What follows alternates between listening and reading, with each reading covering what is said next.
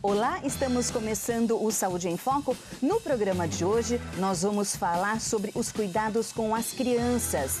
A atenção ao desenvolvimento dos pequenos é muito importante para garantir um futuro com saúde e qualidade de vida. E por isso, nós vamos conversar hoje com a médica Andréa Zocal, médica pediatra, coordenadora da saúde da criança da Secretaria Municipal da Saúde de Rio Preto.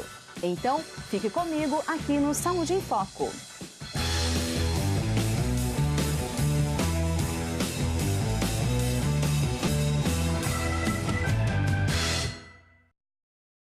Doutora Andréa, muito obrigada por sua presença aqui no Saúde em Foco. É um prazer recebê-la. Eu que agradeço o convite, é um prazer imenso estar aqui com vocês de novo.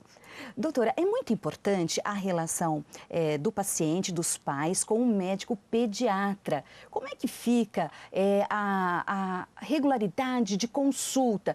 Existe um momento em que pode falar assim, não, a criança não precisa mais ir ao médico? Não. É extremamente importante mesmo, porque a gente pode prevenir várias doenças, às vezes em consultas de rotina, né? Então, assim, do nascimento do bebê até 1 ano de idade, preferencialmente consultas mensais, todo mês. A gente precisa ver a questão do peso, a questão da altura, o desenvolvimento neuropsicomotor, que é importantíssimo para a gente detectar se está tendo algum atraso ou não, para poder fazer algum estímulo ou encaminhar para o especialista, né? Então, assim, ver a questão das vacinas, da alimentação. Então, até 1 ano de idade, preferencialmente todo mês. E, lógico, em alguma intercorrência, se não é a consulta de rotina, mas o bebê ficou com algum tipo de doença, alguma gripinha, alguma coisa, também deve sempre procurar o pediatra, né? Depois disso, as consultas elas podem ser espaçadas a cada 2 meses ou 3 meses.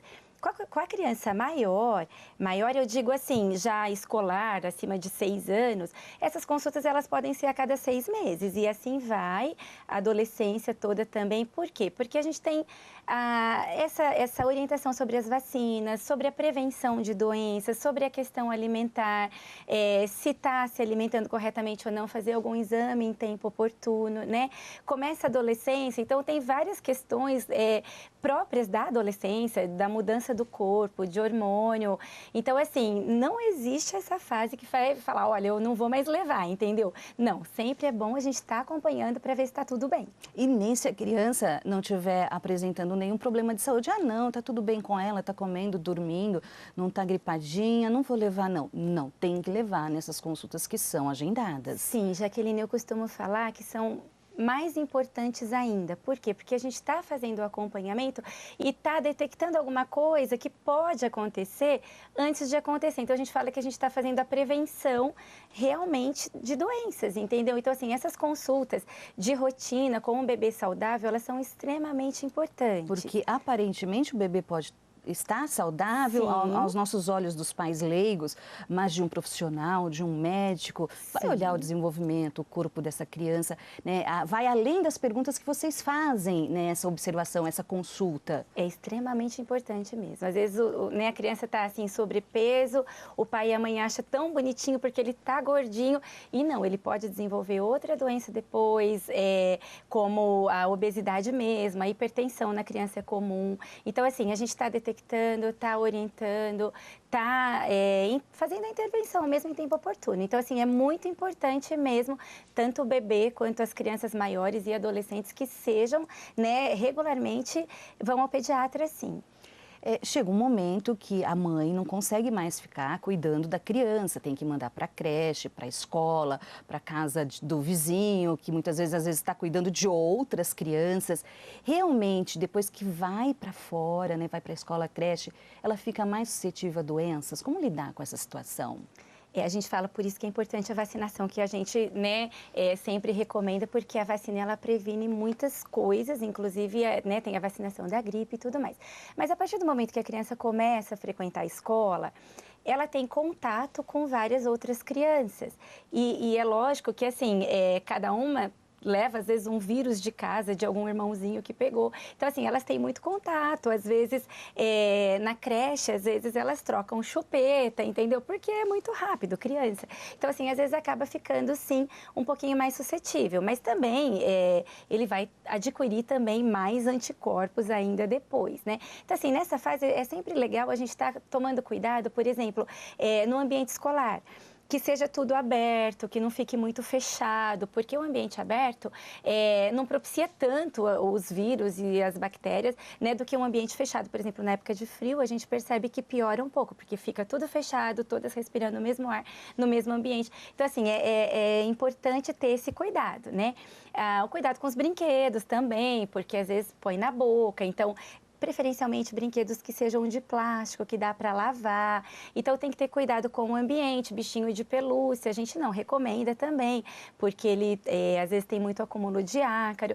Então, são cuidados simples, mas que ajudam bastante.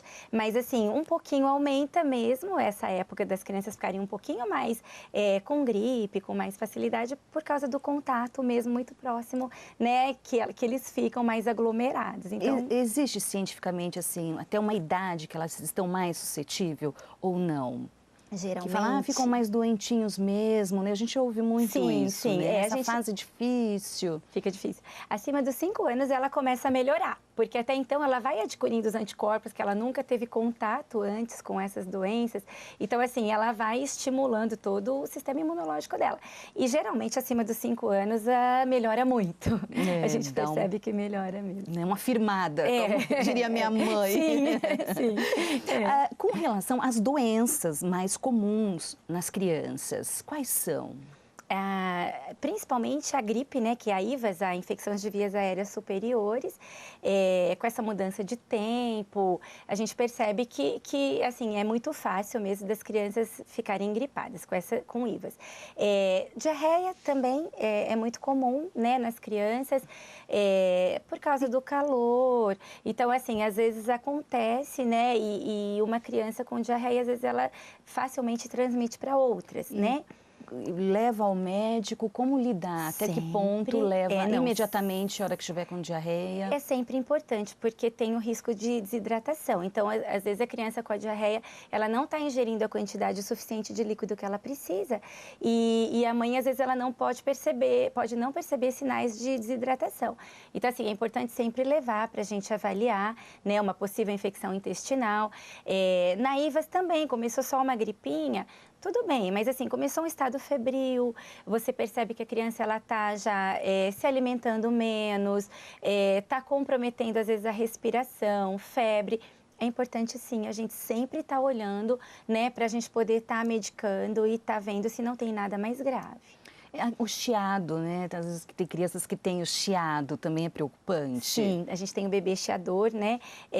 O bebê chiador, às vezes, a gente fala bebê chiador, porque às vezes, assim, não é uma criança que vai ser uma criança asmática futuramente, mas, assim, por alguma gripe, ele acabou desenvolvendo algum broncoespasmo, que é o chiado mesmo, né? Mas a asma ou bronquite, que é uma doença hereditária, geralmente tem que ter um fator hereditário na família, né? Alguém com algum tipo de alergia. Também é comum, mas a gente costuma fazer o tratamento preventivo, na verdade, né? E aí ela acaba tendo uma evolução muito boa também. É importante só citar, porque assim, a criança que é alérgica, não necessariamente só a asma, mas a gente tem que ter os cuidados dentro do ambiente em casa também, né? Então, assim, não deixar muito tapete, cortina, passar sempre pano úmido nos móveis, passar pano úmido no chão para não levantar aquela poeira por causa do ácaro que eu falei, né? Colchão, travesseiro, deixar também tomar sol, porque isso é muito importante, né? A casa deixar sempre bem ventilada, bem arejada. Então, assim, são contatos, são dicas simples, mas que ajudam bastante na prevenção, né? No controle, na verdade, dessas doenças alérgicas. Falando das vias aéreas, o otite, o ouvido, também é bem delicadinho. Sim, a otite, a amidalite, a sinusite, a rinite, a conjuntivite. Então, assim, são as várias doenças inflamatórias que são bem comuns mesmo. Então, a criança, às vezes, com uma simples gripe, por causa da secreção, ela pode desenvolver uma otite, uma sinusite também, às vezes fica com secreção acumulada e às vezes demora para fazer o diagnóstico da sinusite. A amidalite é muito comum, a criança tem infecção de garganta e a infecção de garganta ela dá uma febre muito alta. Então, assim, os pais acabam procurando mesmo mais rápido, né? Mas a otite, às vezes, ela não dá febre muito alta de cara e a criança vai ficando mais irritadinha, mais prostrada. Então, assim, é importante perceber, começou a dar febre, começou a ter algum sinal diferente, leva para a gente poder estar examinando. Outro ponto importante, que eu acho que as crianças estão bem suscetíveis, a questão do intestino. Tem crianças que têm intestino preso lá, já desde bebezinhas. Como lidar? Sim, o intestino preso, geralmente a gente fala que acaba sendo um erro alimentar, na verdade, né? Então, assim, quando é bebezinho, a criança, às vezes, ela às vezes introduziu a fórmula, a mãe não está dando a quantidade de água suficiente, porque na fórmula precisa de água, como no leite materno, não. Então, assim, às vezes tem que ter alguns cuidados e orientações mesmo do pediatra. Depois que a criança começa a ter alimentação complementar, às vezes ela não tem uma alimentação tão rica em fibra. Então, às vezes a criança ela não tem muita preferência, lógico, por fibra, por alface, por essas coisas. E a mãe acaba deixando a alimentação dela mais do que é mais fácil, porque é o que ela aceita, na verdade, toma madeira, essas coisas que às vezes acabam sendo mais constipante mesmo. Então, assim, é importante sempre estar procurando, porque a gente vai estar orientando. Se é erro alimentar, a gente vai fazer a correção alimentar. Às vezes precisa de medicamento também, né, de algum tratamento medicamentoso junto, né? Mas para a gente poder estar regularizando esse intestino, porque assim, tem várias coisas, né? A criança com o intestino preso, ela começa a ter dorzinha na barriga. Então, é importante, sim, a gente estar fazendo o acompanhamento de uma alimentação saudável, rica em fibra, em líquido, bastante líquido também, porque às vezes a alimentação é rica em fibra, mas falta o líquido para fazer o bolo alimentar. Então, são várias questões que são simples, mas que às vezes a mãe não sabe. Então, por isso é importante sempre estar fazendo o acompanhamento. As parasitoses, vermes nas crianças, que ela está exposta ao mundo, né? Colocando, tocando em tudo, né? Descobrindo o mundo. Tudo na boca, né? A criança pequenininha pega, já leva automaticamente na boca, né? Então, assim, é muito comum mesmo. A verminose, para nós, no Brasil, ela é muito comum. E a verminose pode causar apatia, não sei. Sim, com certeza. Né? Apatia, anemia, dor abdominal, as fezes às vezes mais gordurosas, barriguinha, né? Barrigudinha, assim. Então, e a gente tem que fazer o tratamento, sim, né? Porque aí, assim, prejudica até a absorção dos alimentos que ela está comendo, então atrapalha até o desenvolvimento dela, sim. Então, é importante, né? Mas é muito fácil o diagnóstico, o tratamento é muito simples também. Outra questão, acho que também ligado muito à alimentação, é o refluxo. Refluxo nas crianças, aí fala, a partir de tal idade não vai ter mais. Também é uma situação difícil para os pais. Jaqueline, a gente tem que tomar cuidado assim. Todo bebê nasce, ele tem um refluxo que é o refluxo fisiológico. Isso, vamos explicar direitinho. Isso, porque que é o normal. Que é o normal. Mas é lógico, o bebê regurgita bastante, mas as mães já associam isso com aquele refluxo patológico. O refluxo fisiológico, o esfíncter do esôfago, ele vai se fechar, né? Se fechar, na verdade, não. Ele vai diminuir para poder controlar e não refluir, porque o que é o refluxo, na verdade? É o conteúdo que a criança comeu, ele vai refluir e às vezes ele volta para o esôfago, então é o refluxo gastroesofágico, né? E aí ele dá algumas coisas, algum incômodo, porque o bebê regurgita, mas assim, é o refluxo fisiológico, é normal, todo bebê tem, a gente só faz a questão postural mesmo, entendeu?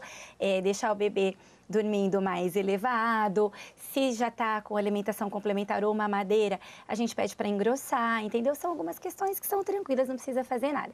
Agora, o refluxo patológico, que é quando volta muito, em grande quantidade, e aí aspira pro pulmãozinho do bebê, então aí começa a dar o chiado, que a gente estava comentando anteriormente, né? Começa a ser patológico mesmo, provocar algumas doenças, pneumonia de repetição, chiado no peitinho, às vezes o refluxo é tão intenso que dá até otite mesmo, que é a infecçãozinha no ouvido. Então, esse refluxo, sim, precisa ser acompanhado. Às vezes, precisa de tratamento medicamentoso, aí o pediatra ou o gastro vai estar acompanhando junto, entendeu? Então, assim, aí requer muitos cuidados mesmo. E aí os pais ficam muito preocupados, porque é aquela criança que ela acaba ficando mais doentinha mesmo. Mas aí, fazendo o controle, o tratamento adequado, vai tudo bem.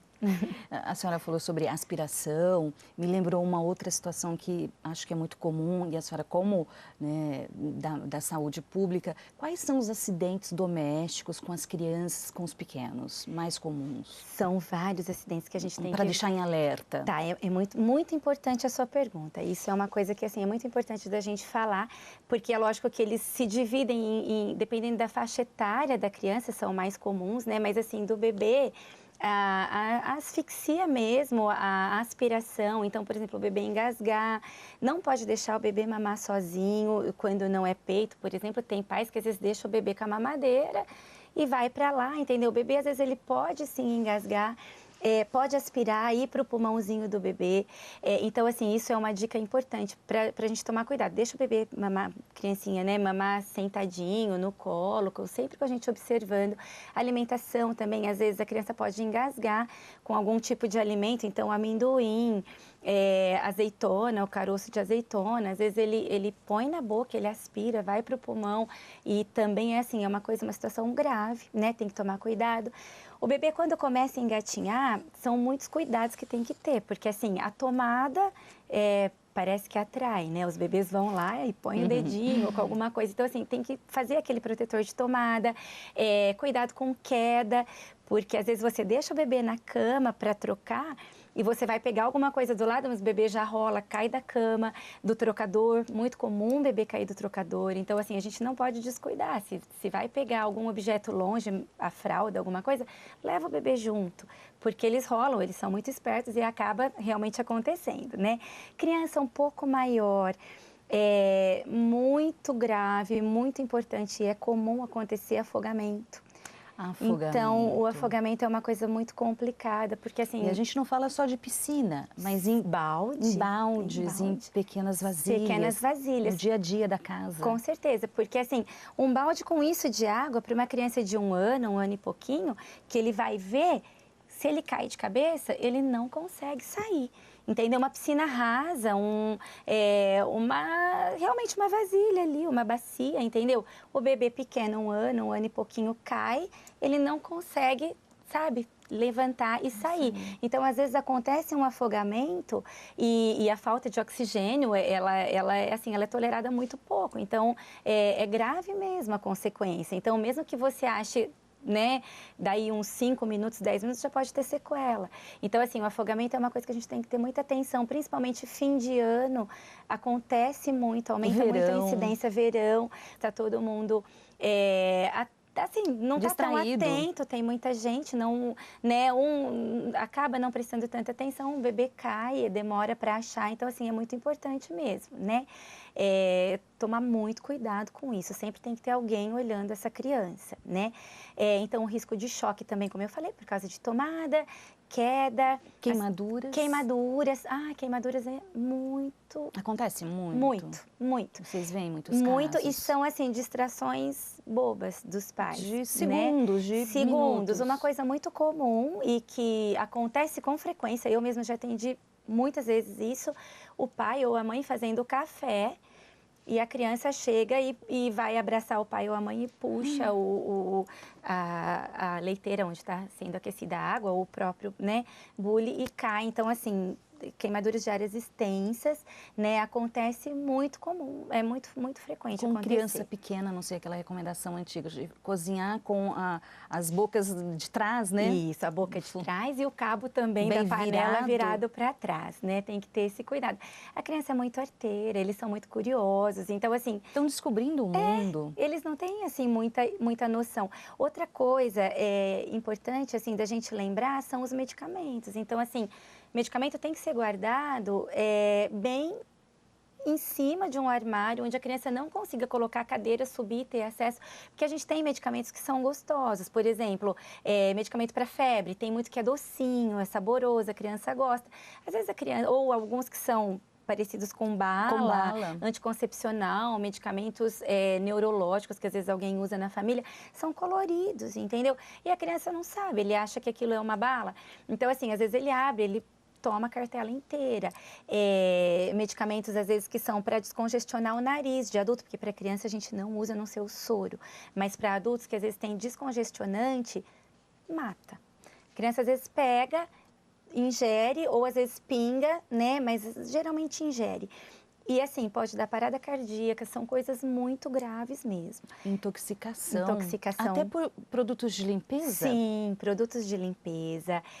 Por isso... Não deixar no chão, não alcance deixar. de forma alguma. E aqueles que às vezes são colocados em garrafa PET, entendeu? Que às vezes é comprado Confunde com refrigerante. Confunde com refrigerante. Eles então, são coloridos? Nossa, com certeza. E são... assim, as consequências são terríveis, né? Porque às vezes tem alguns que têm soda cáustica e aí pode lesar tudo e são doenças, são assim, é gravíssimo o que acontece mesmo. Mas também com plantas tem que tomar cuidado, porque tem algumas plantas que a criança põe na boca. E às vezes ela é tóxica. Animais peçonhentos, por exemplo, aranha, escorpião, que a gente sabe que aconteceram vários casos aqui. Cobra é um pouquinho mais raro, mas né, também existe. Então, assim, sempre não deixar coisa muito entulhada, telha, madeira, essas coisas, porque é onde eles costumam ficar. E a criança é curiosa, ele vai, ele mexe, ele põe o dedinho primeiro. E às vezes ele eles são pequenininhos, no caso do escorpião, eles são extremamente pequenos. pequenininhos. E às vezes a criança, né, leva a picada e ela nem sabe do que foi. Entendeu? Então, assim, tem que ter muito cuidado. Criança, a gente tem que ter sempre os olhos em cima dela, sempre tem que ter um cuidador responsável por ela, porque a gente não pode deixar assim tão à vontade mesmo. Tanque. Às vezes a criança pendura no tanque de lavar roupa para subir, para ver alguma coisa, ele solta da parede e pode dar traumatismo abdominal. São muitas coisas que são extremamente, assim, preveníveis, né? Se tivesse alguém olhando, né, simplesmente poderia não ter acontecido. Então, a gente tem que tomar cuidado. A doutora tocou num assunto que é coisa de entulho, né? Quer dizer, a gente tem que ter uma casa limpa, um quintal limpo. Sim. Se a gente tem criança. A gente vê escorpião até dentro de sapato. Criança tem mania de colocar o sapato do pai. Verdade. Então, a gente tem passa que ter... por uma outra questão social também. Sim, com certeza. De educação social. De educação social, com certeza. Porque, assim, aquele lixo acumulado, não só lixo, né? Mas entulho mesmo, às vezes vai atrair outros tipos de insetos também, né? Barata, às vezes rato. A gente tem que ter muito cuidado, porque transmite doenças também para nós, né? Então, a gente tem que ter cuidado. A dengue, que a gente sabe tanto que agora, né, o transmissor, ele não é só dengue, é zika, chikungunya, são várias coisas. Então, a gente tem que ter muito cuidado com tudo isso, né? O rato tem a leptospirose. Então, a gente tem que manter tudo limpinho, fácil para poder limpar, não acumular nada, para a gente poder cuidar não só da criança, mas também da nossa saúde. Doutora Andréia, vamos acompanhar agora mais um depoimento de experiência no cuidado com o filho de uma mamãe.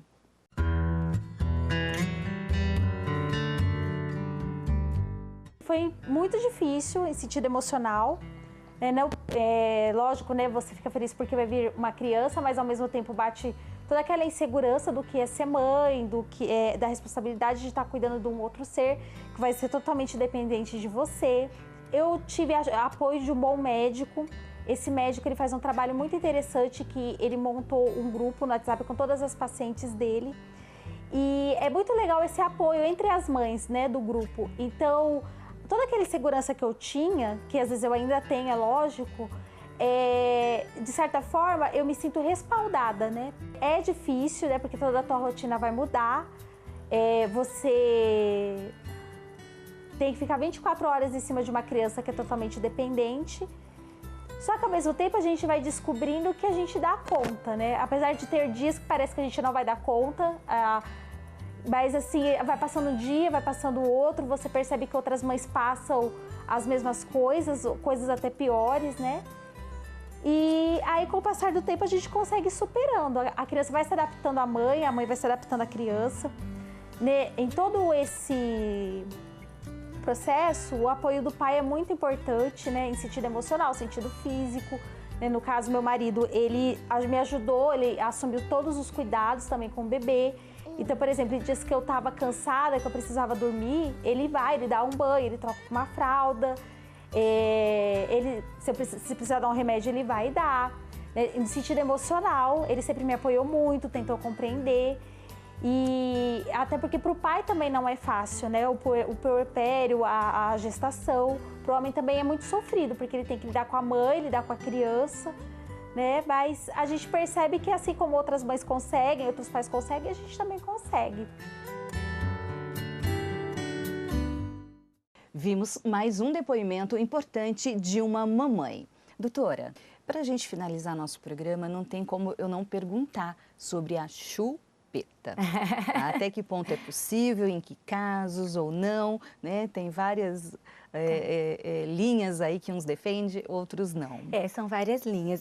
A chupeta, a gente, assim, pede para não colocar, mas é lógico que tem criança que às vezes não tem jeito. A chupeta, o pai ou a mãe percebe que colocando, ela acaba acalmando o bebê de um jeito ou de outro. Então, o que a gente pede pelo menos? Que essa chupeta, se for usar e não conseguir, né, evitar que a criança use, que ela esteja sempre assim, bem limpinha, fervida, entendeu? E que essa chupeta seja retirada antes dos 2 anos de idade, para não ter tanto acometimento da arcada dentária, né?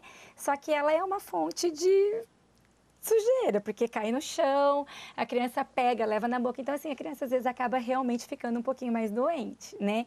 Mas, assim, se não conseguir evitar, manter uma higiene adequada e que, né, minimamente seja retirada antes dos 2 anos para não atrapalhar tanto a arcada dentária. Ai, mas eu tenho mais um antes de terminar. Sobre cólica, não podemos deixar de falar. Cólica. A cólica do recém-nascido.